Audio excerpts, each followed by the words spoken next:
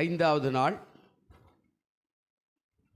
நாளுடைய பாடத்துக்கு நேராக நாம் கடந்து போகலாம். இன்றைக்கு தலைப்பு ஆண்டவரின் பிள்ளைகளுக்கு எதிர்ப்பு உண்டு அப்படின்ற ஒரு தலைப்பு தான் இன்றைக்கு நாம் பார்க்க போகிறோம். அப்படின்னா அதுக்காக நீங்கள் ஒன்றும் பயப்பட வேண்டாம். ஆண்டவருடைய பிள்ளைகள்னால் நிறைய எதிர்ப்பெல்லாம் இருக்கும் அப்படின்ற மாதிரியெல்லாம் சொல்கிறாங்களே அப்படின்ற மாதிரியெல்லாம் நீங்கள் ஒன்றும் பயப்பட வேண்டாம். இதற்கு மார்க்கு 6ஆம் அதிகாரம் 1வது வசனத்திலிருந்து 13வது வசனம் வரையில் இந்த பகுதியை குறிப்பிட்டிருக்கிறாங்க. இந்த தலைப்பில் அதாவது தேவனுடைய பிள்ளைகளுக்கு எதிர்ப்புகள் எப்போதுமே இருக்கும். இந்த காலம் இல்லை, 1ஆம் நூற்றாண்டிலே கூட இருந்தது. 1ஆம் நூற்றாண்டுக்கு முன்காலத்திலே தாவீதின் காலத்தில், ஆபிரகாம் காலத்தில், ஈசாக்கினுடைய காலத்தில், யாக்கோபுடைய காலத்தில் கூட இந்த எதிர்ப்புகள் தொடர்ந்து வந்து கொண்டே இருந்தது. ஏன்னா நல்ல காரியங்களை செய்யும்போது எப்போதுமே எதிர்ப்புகள் பக்கத்தில் எழும்பதான் செய்யும். அப்போ அந்த காலத்திலேருந்தே எதிர்ப்பு. அதாவது ஈசாக்கு போய் கிணறு வெட்டுகிறார். கிணறு வெட்டும்போது அந்த தேசத்து ஜனங்களெல்லாம் எதிர்ப்பு தெரிவிக்கிறாங்க, இங்கே வெட்டக்கூடாது. சரி, மூடி போடுகிறார். ஒவ்வொன்றா வெட்டிக்கிட்டே போகிறாரு. அந்த கிணத்துக்கு வந்து சண்டை போடுறதெல்லாம் விட்டுட்டு போயிடுறார். அப்போ கடவுளுடைய பிள்ளைகளுக்கு நிச்சயமாக எல்லா இடத்துலையுமே நன்மைகளை செய்யும்போது எதிர்ப்புகள் இருக்கத்தான் செய்யும். அப்போது இன்றைக்கு தலைப்பு, இந்த லெந்து நாளில் ஆண்டவரின் பிள்ளைகளுக்கு எதிர்ப்புகள் உண்டு. ஆனால் அந்த எதிர்ப்புகளை நாம் முறியடிக்கிற காரியத்தை கர்த்தர் நமக்கு தந்திருக்கிறார். அல்லேலூயா. ஆனால் நம்ம எப்படி அதை முறியடிக்கிறது? வேத வசனத்தினாலும் அதாவது ஜபத்தினாலும் தான் இதை முறியடிக்க முடியும் என்று இதில் சொல்லப்படுகிறது. ஒரு 3 காரியமாக அதை பகுத்திருக்கிறோம். அதாவது 6வது அதிகாரத்தில் 1லேருந்து 13 ரொம்ப நேரம் போகும். 10 நிமிஷம் தான் நாம் எடுக்கிறோம். அதனால் இதில் பாருங்கள், முதல் காரியம் இயேசுவானவருக்கே எதிர்ப்பு இருந்ததாக சொல்லப்படுகிறார். முதல் காரியம் சொந்த ஊரில் எதிர்ப்பு இருந்தது அப்படின்னா, அப்போ நமக்கும் இந்த எதிர்ப்பு என்பது எச்சரிக்கையாக கொடுக்கப்பட்டிருக்கிறார். இப்போ சொந்த ஊர்லேயே எதிர்ப்பு இருந்தது. வாசி பாருங்கள், அதாவது 6ஆம் அதிகாரம் 2வது வசனம் என்ன சொல்கிறார் பாருங்களேன். ஒரு வார்த்தை சொல்கிறாரு. ஓய்வு நாளான போது ஜெப ஆலயத்தில் உபதேசம் பண்ண தொடங்கினார். அநேகர் கேட்டு ஆச்சரியப்பட்டு, இவைகள் இவனுக்கு எங்கே இருந்து வந்தது? இவன் கைகளினால் இப்படிப்பட்ட பலத்த செய்கள் நடக்கும்படி இவனுக்கு கொடுக்கப்பட்ட ஞானம் எப்படிப்பட்டது? இவன் தச்சன் அல்லவா? மரியாளுடைய குமாரன் அல்லவா? யாக்கோபு, யோசே, யூதா, சீமோன் என்பவர்களுக்கு சகோதரன் அல்லவா? இவன் சகோதரிகளும் நம்மிடத்தில் இருக்கிறார்கள் அல்லவா என்று சொல்லி அவரை குறித்து என்ன பண்ணாங்க? இடரல் அடைந்தார்கள். அப்போது கடவுளுக்கே இந்த காரியம் அப்படின்னா, மனுஷராக இருக்கிற நமக்கு இது கட்டாயம் இருக்க தான் செய்யும். அதுக்காக நம்ம இயேசுனார் வேண்டாம், நம்ம குடும்பம் வேண்டாம், பிள்ளைகள் வேண்டாம், கல்யாணம் வேண்டாம், அது வேண்டாம், வேலை வேண்டாம், வியாபாரம் வேண்டாம் அப்படின்னாலும் நம்ம சொல்ல முடியாது. எல்லா இடத்துலையுமே இந்த எதிர்ப்புகள் இருக்கத்தான் செய்யும். கர்த்தருடைய நாமத்துக்கு ஸ்தோத்திரம். ஆனால் நமக்கு இது நேரலான்றதை எச்சரிக்கையாக இருக்கணுமா? வேதம் அப்படி தான் சொல்லுது. எச்சரிக்கையாக இல்லைன்னா நாம் கோட்டை விட்டுருவோம். அப்போ ஆண்டவருக்கே இந்த காரியம்னா நமக்கு அதிகமாக இருக்குல்ல. அப்போ இது எப்படி எதிர்ப்புக்குது அப்படின்னு சொன்னால், 1 பேதுரு 5ஆம் அதிகாரம் 8வது வசனத்தில் நீங்கள் போனீங்கன்னா ஒரு அருமையான வார்த்தை அங்கே சொல்லப்படுது. 1 பேதுரு 5ஆம் அதிகாரம் 8வது வசனத்தில் நீங்கள் போகும்போது ஒரு சம்பவத்தை அங்கே சொல்கிறார். அவனுக்கு என்ன செய்யுங்க? அதாவது தெளிந்த புத்தி உள்ளவர்களாய் நீங்கள் என்ன செய்யுங்க? இருங்கள். அந்த வார்த்தையை சொல்கிறாரு பாருங்க, ஜாக்கிரதையாக இருங்க. என்ன சொல்கிறாரு அந்த அருமையான வாசனம்? நீங்கள் தெளிந்த புத்தி உள்ளவர்களாக இருங்கள், விழித்திருங்கள். ஏனெனில் உங்கள் எதிரான ஆகிய பிசாசானவர் கெர்ச்சிக்கிற சிங்கம் போல் எவனை விழுங்கலாம் என்று வகை தேடி. அப்போது எச்சரிக்கையாக இருக்கணும். எப்போ எந்த மூலையில் சுற்றிக்கிட்டு வருவான்னு யாருக்கும் தெரியாது. பிரியமானதே பிள்ளைகள், அப்போ இந்த லெந்து நாளில் நமக்கு எதிர்ப்பு இருக்கத்தான் செய்யும். ஆமாம், நாம் ஜெபிக்கிறோம். ஏன்னா எப்போ பார்த்தாலும் இவனுங்க வந்து ஜெபம் பண்ணுறாங்களே அப்படின்னு சொல்ல தான் செய்வாங்க. நம்ம வேலை ஸ்தலத்தில் நமக்கு எதிர்ப்பு இருக்கும், வியாபாரத்தில் இருக்கும், அதாவது குடும்பத்தில் இருக்கும், பக்கத்து வீட்டில் அக்கத்து வீட்டில் அங்கங்கே எல்லாருமே நம்ம நியாயமாக நீதியாக நடக்கும்போது அந்த எதிர்ப்புகள் இருக்க தான் செய்யும். ஆனால் அதை முறியடிக்கக்கூடிய காரியத்தை நாம் செய்யும்போது மாத்திரமே ஆண்டவர் நமக்கு உதவி செய்ய வல்லவராய் இருக்கிறார். நாம் முறியடிக்கணும். நம்ம எப்படி முறியடிக்கிறது? இங்கே சொல்கிறார், நீங்கள் தெளிந்த புத்தியுள்ளாய் இருங்கள். அடுத்த காரியம் என்ன சொன்னார்? விழித்திருங்கள். தெளிந்த புத்தியாயிருங்க. 2வது என்ன சொல்கிறாருங்க?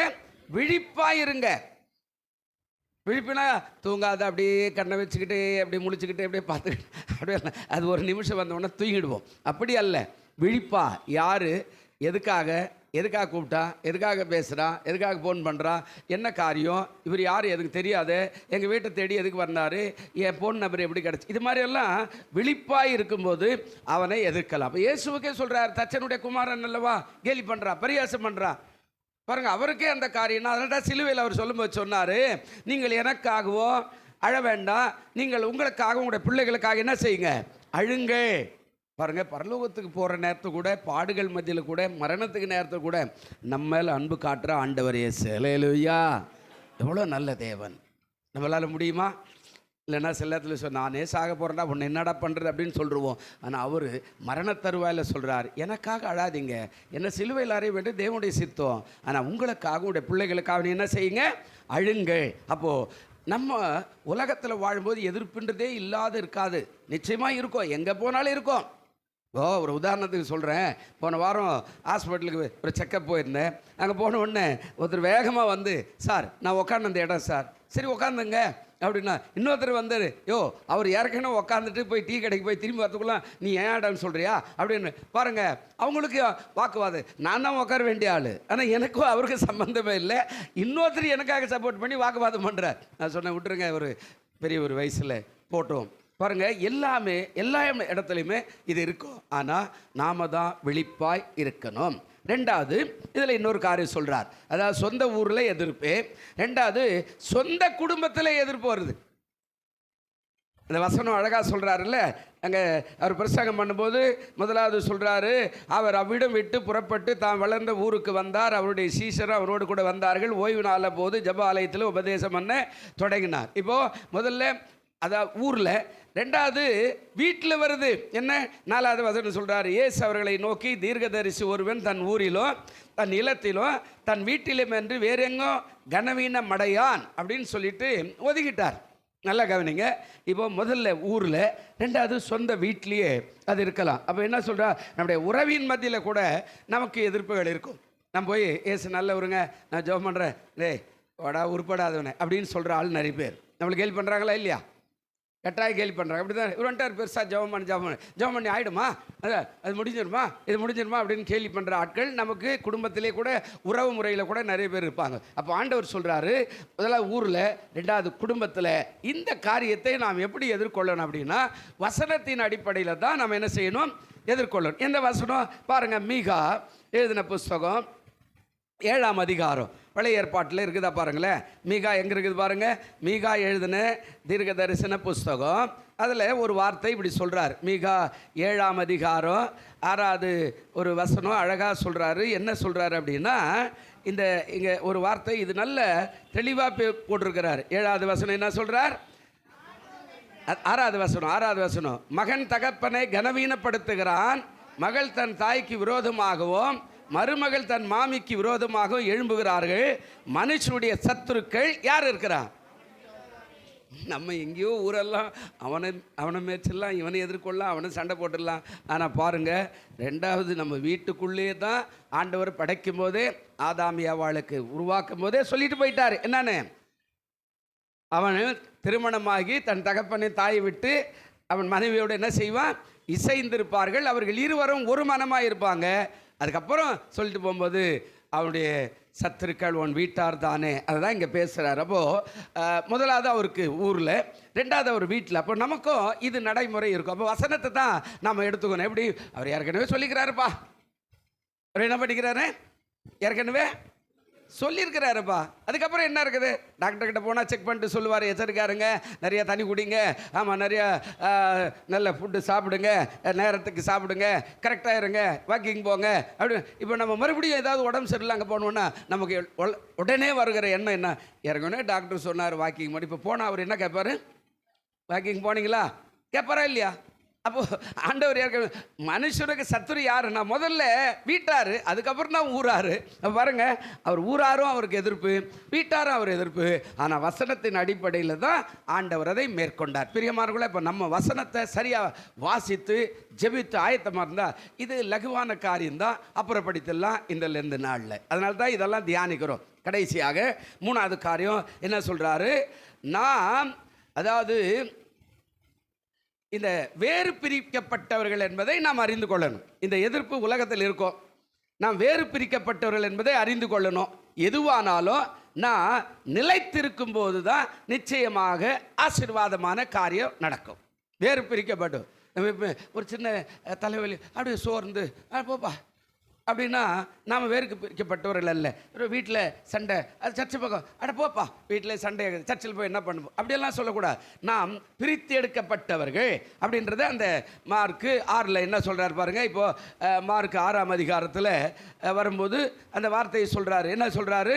7வது வசனத்தில் வருகிறது, அதுக்கப்புறம் 12வது வசனத்தில் வருகிறது, அப்புறம் 13வது வசனத்தில் வருகிறது. என்ன சொல்கிறார்? 7வதுல அவர் 12 அழைத்து அசுத்தாவிகளை துரத்து அவர்களுக்கு என்ன கொடுத்தாரா? அதிகாரம் கொடுத்தாரு. 12வது வசனம் சொல்றாரு, அவர்கள் புறப்பட்டு போய் மனந்திரும்புங்கள் என்று பிரசங்கித்தார்கள். 13 சொல்றாரு, அநேகம் பிசாசுகளை துரத்தி அநேக நோயாளிகளை எண்ணெய் பூசி அவர்களை என்ன பண்ணாங்க. இப்போ நம்ம வேறு பிரிக்கப்பட்ட உலக மனுஷனுக்கு தெரியாது, அவருக்கு அதெல்லாம் ஒன்றுமே தெரியாது. அவருக்கு பிசாசு ஓட்ட கூட தெரியாது, அவனுக்கு ஜெபம் பண்ண தெரியாது, பிரசங்கிக்க தெரியாது. அப்போது நம்ம அந்த பவர் கொடுத்துருக்கிறார். இந்த பவரை நாம் என்ன பண்ணணும்? யூஸ் பண்ணும்போது நாம் கர்த்தருடைய பிள்ளை, வேறு பிரிக்கப்பட்டவர்களை அப்படின்போது இந்த எதிர்ப்புகளை லகுவாய் மாற்றலாம். எப்படி மாற்றலாம்? யோவான் 16ஆம் அதிகாரம் 31 ஒரு வார்த்தை சொல்கிறார், உலகத்தில் உங்களுக்கு உபத்திரவம் உண்டு, ஆனால் என்ன செய்யுங்க? திடன் கொள்ளுங்கள், நான் உலகத்தை ஜெயித்தேன்.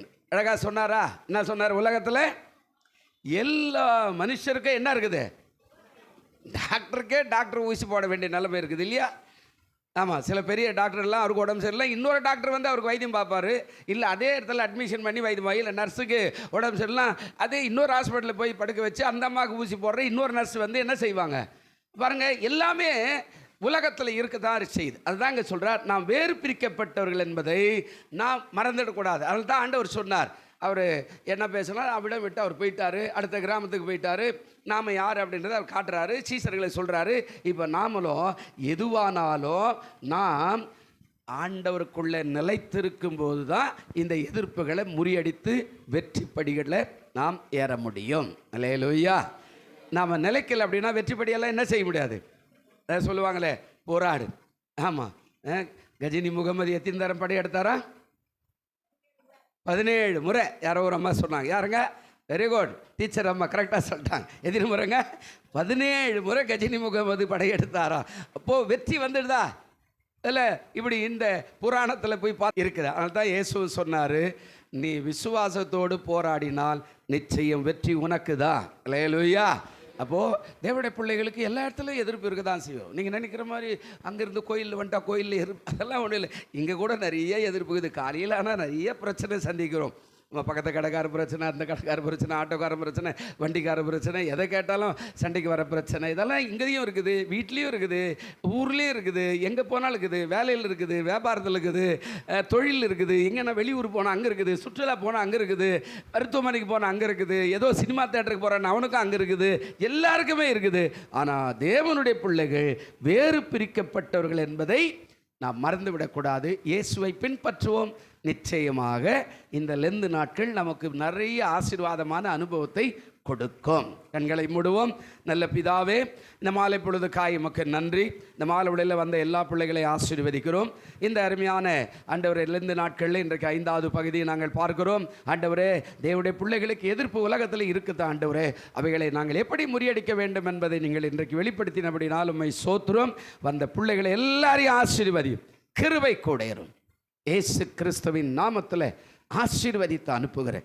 தொடர்ந்து நாளையிலிருந்து தொடர்ந்து மாலை ஜெபங்களை கர்த்தர் பொறுப்படுத்திக் கொள்ளும் வழி நடத்தும். இயேசு கிறிஸ்துவின் நாமத்தில் வேண்டிக் கொள்ளுகிறோம் எங்கள் ஜீவனுள்ள நல்ல பரலோக பிதாவே. ஆமேன், ஆமேன்.